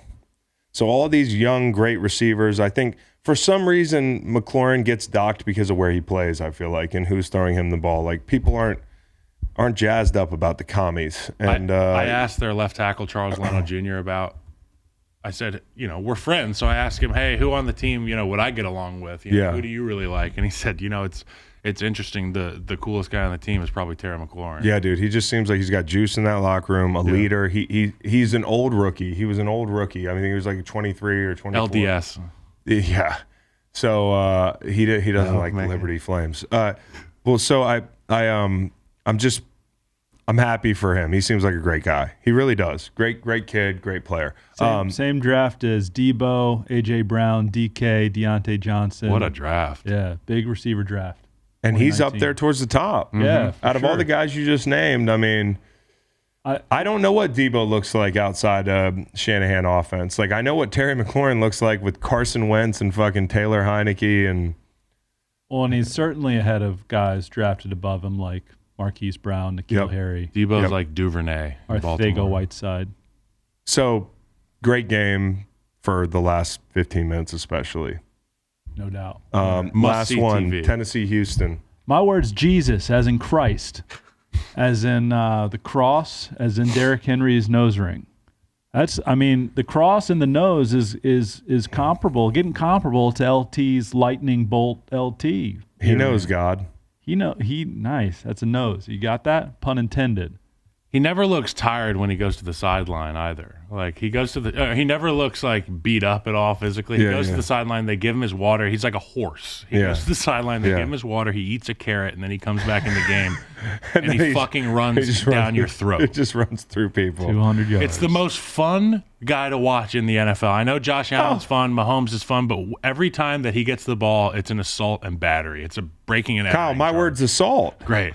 My word is assault because we fought over. I could not believe watching that game that we fought over that Houston +3. I should have let you took Houston catching 3. And isn't it funny how reactive people are, overreactive? The whole Tannehill versus Malik Willis thing in the preseason. Do you remember that? Where he played Baltimore and he had a couple nice throws. He had a bad pick too, but everybody was like, don't worry about that bad pick. We don't like Ryan Tannehill. We're tired of him. We're tired of the guy that's taken us to the playoffs and done all this shit. Well, Derrick Henry's most of it, but fuck this guy. We saw 3 throws from Malik Willis. Malik Willis is not ready right now, bro. And it speaks to the Titans, the coaching staff, the players. We talked about Vrabel and Ben Jones last week, that embrace. Like, they're just so fucking scrappy. They can win so many different ways. And one way I think that they're pretty comfortable winning is running Derrick Henry into a super loaded box. I mean, I think he had, 118 on against the loaded box looks yesterday. People don't understand. Football's such a numbers game, and when you start talking about the box, running against a 6 versus an 8-man box, the game changes so much. It's like being in the red area as a quarterback. The space gets shrunk down. Windows are tighter. The same thing with that 8-man box. But Derrick Henry says, hey, go fuck yourself. Yeah, he's like Jon Snow. You know, the picture, what was that, the Battle of the Bastards or something, where he's pulling his sword out of his sheath? Yeah, Bran. Which Chris and Mike Tirico, they could fumbling over because Jair Alexander did a sword fucking celebration. Again, he was down 3 scores. But he did a score celebration, and they were like, oh, he's putting his sword back in his holster. Mike Tirico, read a book, man. Holster. Fucking, like maybe I should be in the booth, but I'll be a spotter. It's a sheath. Sheath. It's a sheath. Our mascot's a fucking cavalier.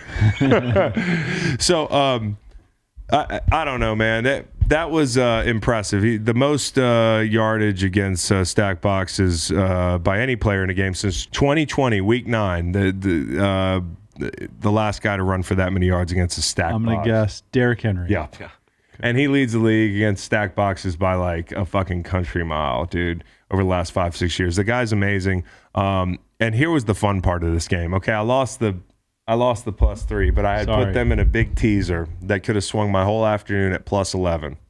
And if you're watching that game in the second half, Davis Mills, like, they can't get out of the shadow of their own end zone. It was the most frustrating thing I've ever seen. And it came down to one fucking drive. They're down 17. So all I need is the cover. And they throw that fucking deep ball to Brandon Cooks under a minute left to go. That and the DJ Moore catch, it's enough for me, dude. Whatever happens the rest of the week, that's enough for me. And that's gambling, man. Like, that's why you do it. I mean, the jolt of dopamine that I got from those 2 improbable catches was unbelievable. But ultimately assault, because that was hard to watch if you were a Tennessee. Houston reminds me of our old St. Louis Rams teams.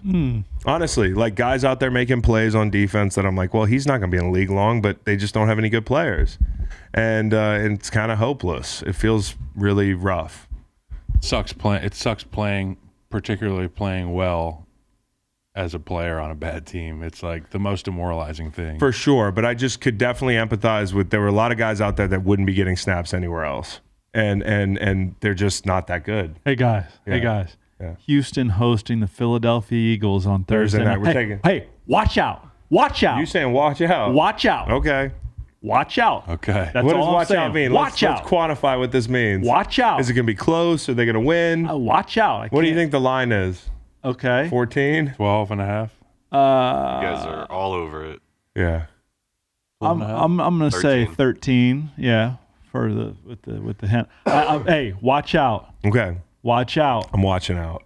Just watch out. Okay. And we can transition into Miller Lite mentions. Miller Lite, the Official beer of the Green Light Pod. Great taste. Great taste. Great taste. Great taste. Last feeling. Yeah.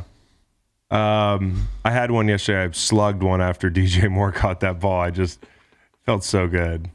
Oh, okay. Best plane ride.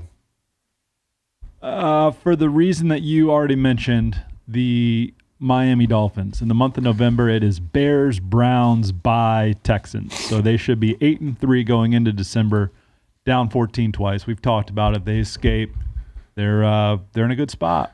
Where does that put them? 8-3 coming out of December. That would be, I would say, If you had to look at it.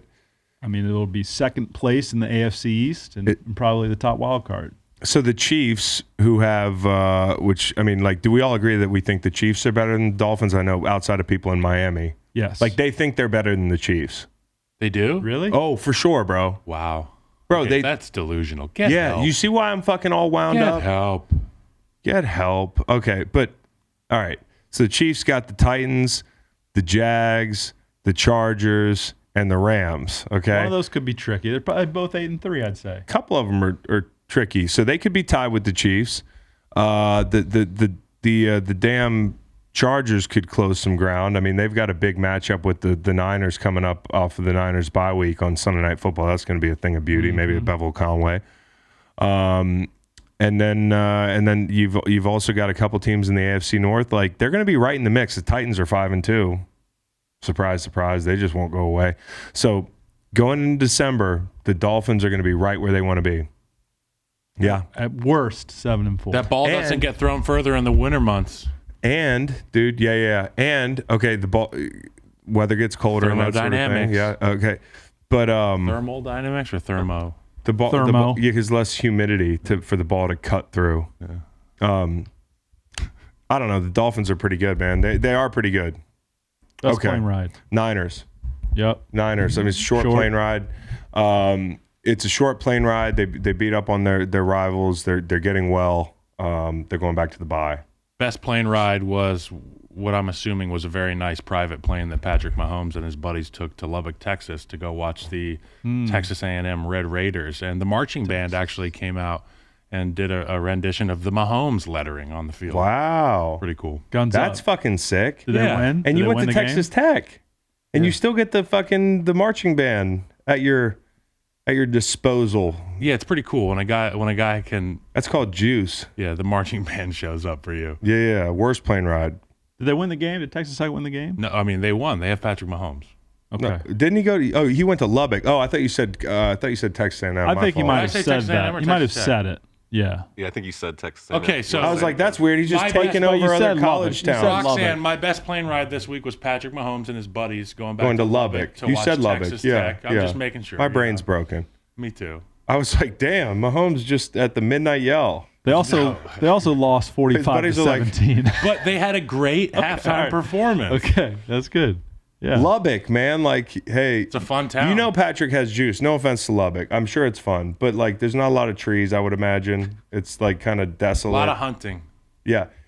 Well, like, hey guys, we're going somewhere fun on the bye week. I'm getting a PJ, the whole thing. Who's in? You're headed to Lubbock. Oh, it's like shit. Look at Wayne's this World place. where they fucking Well, he's from Texas. going to so He's Delaware. probably going home. First Google On his image way. result. Like that's the best they got to offer. Stop it. It's a one tall hotel Dude, motel. find me a tree in Lubbock. I seriously. Find me a tree. I don't see. You can't. There's one over there. Okay, you can't. A little So, bit. anyways, worst plane ride. I'm gonna give it to the Raiders. Yeah. I mean, that's a long trip. I don't even think getting Dragos after the game, the fried oysters that they give you after the Saints beat the dog shit out of you. I remember holding my Dragos after we lost 47-7. Like, at least I have Dragos, but it's not enough, dude. That's a tough plane ride. I'm with you. Vegas 2-5. Wasn't supposed to be this way. What's your worst flight? Vegas. Vegas. So, okay, same flights? Yeah. You guys are on the same flight? Yeah. Okay. Yeah. I'm taking the worst flight with the Jacksonville Jaguars because obviously it's a long flight. And your guy isn't the guy right now. Yeah. No, he's not. Everybody's staring at seat 1A and it's just beautiful locks. And Yeah. they're like, why isn't Goldilocks dominating? Yeah. That's a great point. We have his Kyle. college running back here. Yeah. Like, let's make this we happen. got the whole thing. We brought need you your Dabo team. here. Who was y'all's head coach always in 1A? Like So front row aisle? So the first class, the proper first class section, which is like the lay down seats and stuff, are at the front of the plane. That's ownership, that's GM, that's head coaches, that's family. maybe on your shitty if I'm the franchise owner, team. And I'm then on my own, we sat in the business class. That's why the Bears got bad karma, because you can't do Chiefs that did shit. the same thing. Okay, well, they have Patrick Mahomes. Okay.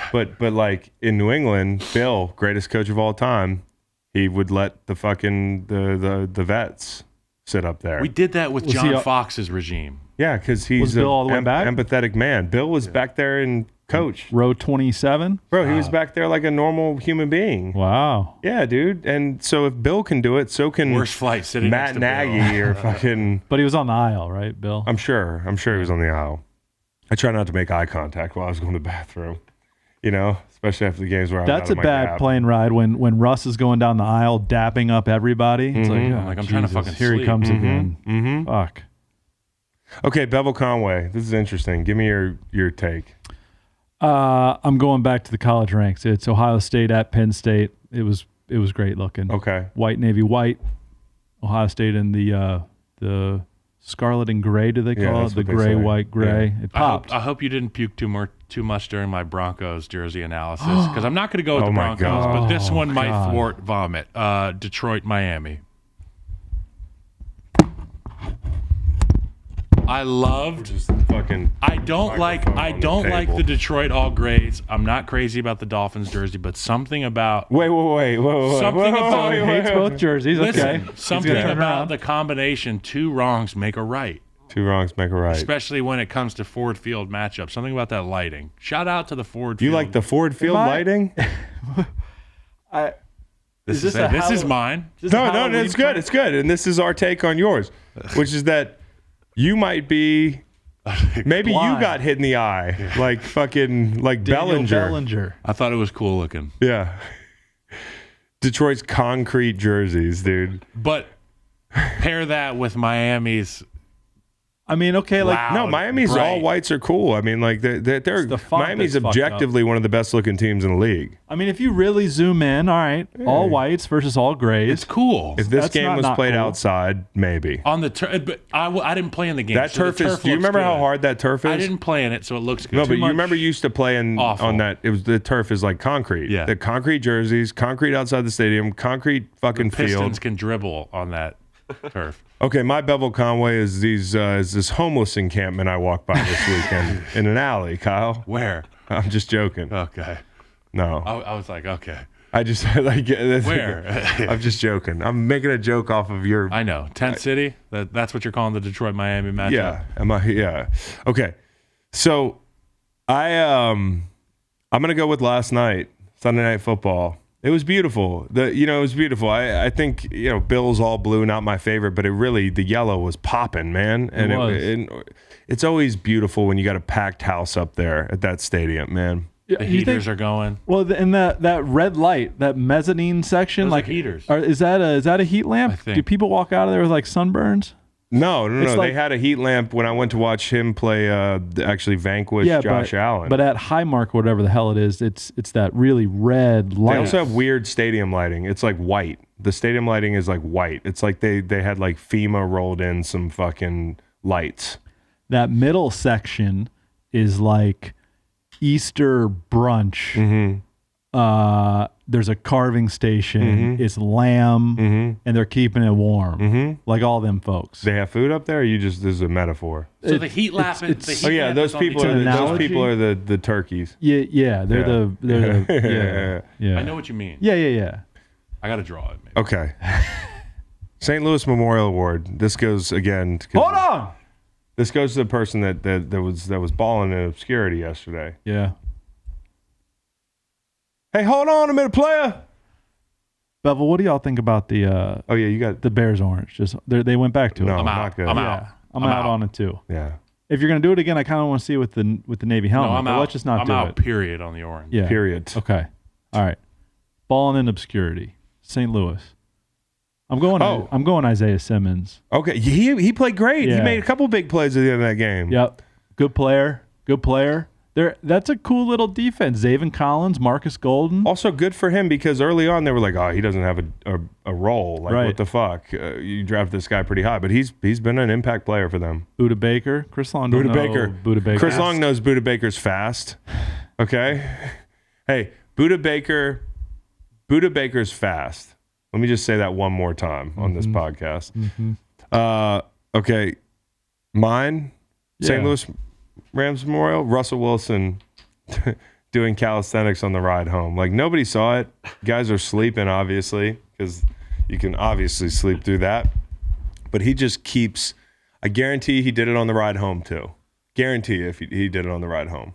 So I'm giving the St. Louis Memorial Award to Russell Wilson on the. No, I'm going to give the award to everybody else on the airplane. Right. For having to power through that, and just because you won, act like everything's okay, and that's totally normal. Yep. To be doing Richard Simmons stuff at 30,000 feet. That was my fly on the wall watching Russ fuck, okay. on the way home. But Yeah. nah, it's. I would love to see it though. You're right. That's a great mention. Every week you get to see Justin Jefferson catch deep balls from Kirk Cousins, and Kirk Cousins is safe in that pocket. And it's because of that left tackle, Christian Darrisaw, number 71. Really, really powerful base, can sit on any bull rush. I've yet to see anybody really You overpower like that guy. him. I like Christian Darrisaw a lot. And it speaks volumes. I was talking to Adam Shine from CBS Sports, and he had a talk with Kevin O'Connell. And when Adam was asking him who he wants to talk, like, who do you guys want to talk about? He's like, I don't care what you talk about, but we're talking about Christian Darrisaw too. Yeah. That speaks volumes when your head coach wants to talk about you like that, and you're an offensive lineman. No question. Balling in obscurity. He's No on question. an all-pro trajectory. Good for him. Y'all got a fly on the wall? Yeah, I do. I want to know what the fuck Robert Kraft and Bon Jovi talk about during a game. Like, I want to just sit there and hear their conversation up in the luxury suite. They talk I about the spotted him. Navasink River. I think most guys, white guys in their 60s, look like John Bon Jovi. But I was able to pick him out of a crowd yesterday up in that luxury box. I was Leo on the couch. And I want to know what they're talking about. What do those two rich guys talk about during a game? Is Bon Jovi a smart football fan?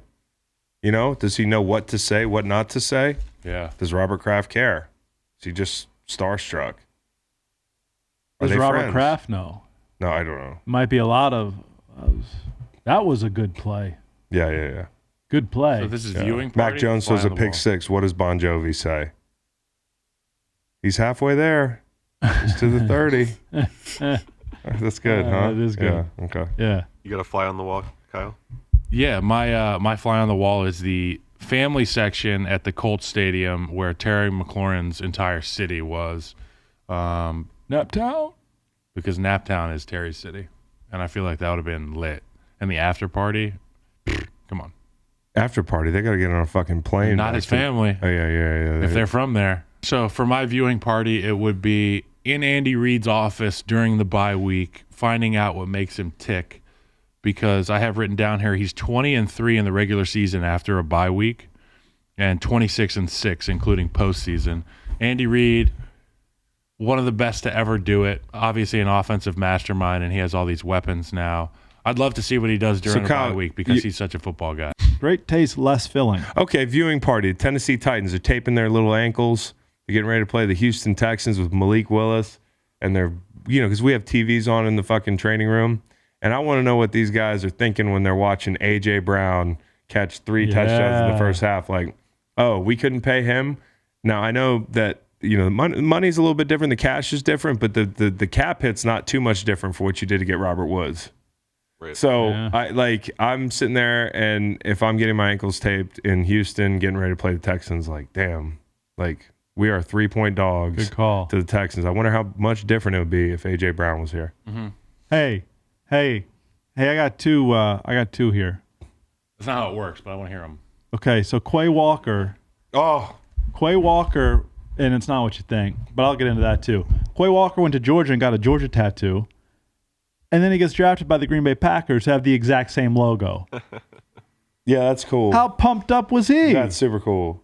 That's That's 2 birds with one stone. That's super If he cool. had gone to Grambling, yeah. Maybe Transfer he gets a to graduate Grambling. degree. Yeah, Yeah. that's cool. Okay, now if the officials are like, if they get in their earpieces, hey, it's not a coach, it's a practice squad tight end that he pushed. Yeah. Is he not tossed? No, I think he put his hands on McDermott too as he was walking onto the field. I don't know if that's what put his hands on him. I know, but you know how these people are. Like, a bunch of fans couldn't wait to say you can't touch a coach, and they didn't even know that fucking guy was a practice squad tight end.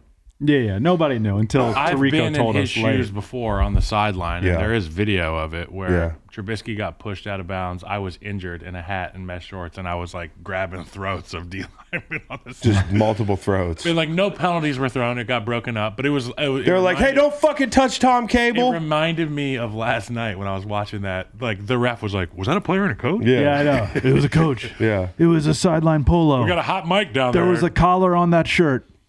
Throw him out. And my final viewing party is butthurt college fans when the Sunday night football player intro, when he goes away from the college, Yeah. when he goes either like high school Yeah. or hometown or you would go JUCO. I would go junior college. Yeah, I love stopped that. getting gear Football boxes fans. from Oregon. Really? They have so much gear, dude. I was like, I spent 2 years at junior college, 1 year at Oregon. I mean, Yeah, well, Saddleback needs to send you some threads. All right, real quick game ball. I'm giving it to A.J. Brown. I'll go Tony Pollard. wow, I will also go Tony Pollard. Nice. Wow. Parking in the Sick. same garage. Yeah. Operator, won't you put me on through? I gotta send my love down to Baton Rouge. Hurry up, I gotta put her on the line. I gotta talk to my girl just one more time.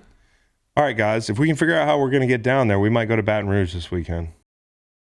Listen to the full podcast on Spotify, Apple Podcasts, and other podcast streaming platforms. Wherever you want to get the podcast, you can get the podcast. Pretty simple. New episodes every Monday, Wednesday, and Friday. Don't forget to like and subscribe for more content. Podcasts get pretty wild. This is real tame.